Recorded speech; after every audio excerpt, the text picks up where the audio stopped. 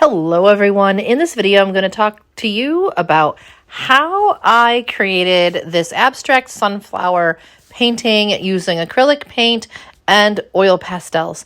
The first thing I did is I had created a jelly plate, how do I say this right?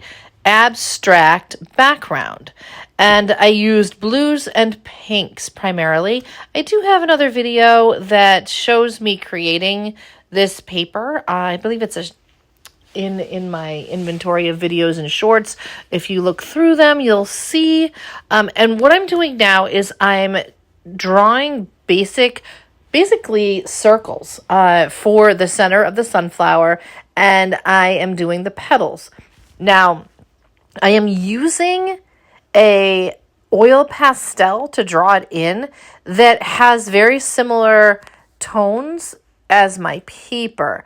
So it's a purple, and the reason also I chose this purple is because to me the purple works really well as a complementary background for the yellows of the sunflower, and it makes it pop.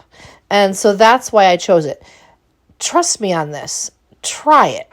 Use a purple behind something that you're going to draw that's either orange or yellow. And I really think that you'll think the results are really fantastic. So I chose this background paper as well because of the pop that I believe it gives to the final petals that I create. So now you see, after I took and I drew the circles, I did a basic brown in the middle and just sort of colored it in. And now I'm taking this sort of a corn gold yellow, and these are oil pastels, and I'm just drawing in some petals, basically in different directions around my sunflower center.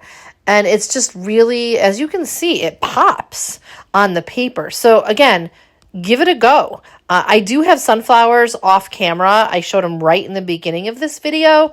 They are there just for my own, like looking at the way the petals are turned and the shape of them as they like kind of curl around the center of the sunflower. And these petals aren't the final result. I am utilizing them first sort of as giving it some kind of I love abstract and giving it some rough edges. If you look now at my centers, I took a darker shade of brown and put that right in the middle. So if you look at a regular sunflower, you'll notice if you look closely, it's not just one shade of brown, and even has some orange bits in there. And I actually did use a little bit of that to make a little circle, or as you can see, it's a little lighter around the dark brown in the center. And that's because if you look at a sunflower, it actually is. Most of the centers have different variations and tones to them. So again, give it a whirl. I think this is a really good project for anybody who just wants to create, well, daisy-like flowers. And in this case, I'm doing sunflowers, but I think you could do daisies, you could do dahlias, you could do echinacea, which is coneflower, and I think you'll find the results are really fabulous. Look at the petals now. As you can see, the outline, air quote, outline, if you will, is purple, right? So it just pops. It just really, really pops. I'm doing one more sunflower. I only actually have 2 sunflowers in my vase, but what I did was I turned the sunflower in the vase to give it the angle that I wanted. And so now I just didn't want just 2. If you know my students that I have that I do live, when I am working on flower art, they're told usually to work in 3s when we're doing flower arrangements.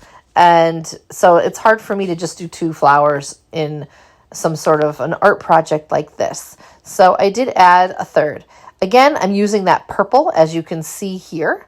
I'm literally drawing in the lines of the way I want it to shape. So I have it sort of turned So it's like turned to the side. And the actual sunflower that's in my vase also has some petals that are turned up. So I thought it would be good to sort of mimic that in this. The textures behind this are really cool. The background. I didn't add stems. I felt that the abstract art behind it spoke for itself. What I'm doing now is I'm using a Q-tip to blend the oil pastels. It mutes it, it sort of muddies it a little bit. Again, this is only my backdrop. I'm going to be adding some paint over this. I've been told you can't put acrylic paint over oil pastels. I don't know. I don't have a problem with it. I can. So go for it. Try out your different paints. I have no problem doing it. And you're going to see, I think, in this finished product, how it sort of pops. Now, what I'm doing right here is I had a little baby oil on my Q-tip to blend those tones together to sort of have some striations. And I didn't want the excess mineral oil to be just sitting on the painting. So now what I'm doing is I have a brush and I'm adding a yellow acrylic fluid paint to it. Now it's not a thick paint. It's not a solid paint. And that's on purpose. I don't want the acrylic paint to completely take over everything. I want it to sort of be like a complement to the painting, if you will. As you can see, it pops more now that I'm utilizing this yellow. And for those of you out there that want to know the exact, paint colors of everything that I used, leave a comment below, and I will certainly be happy to share with you the colors that I used. It is a golden yellow. It's by Golden, the company Golden. It's not golden yellow, but this particular yellow paint I'm using is by Golden, and it's a fluid yellow.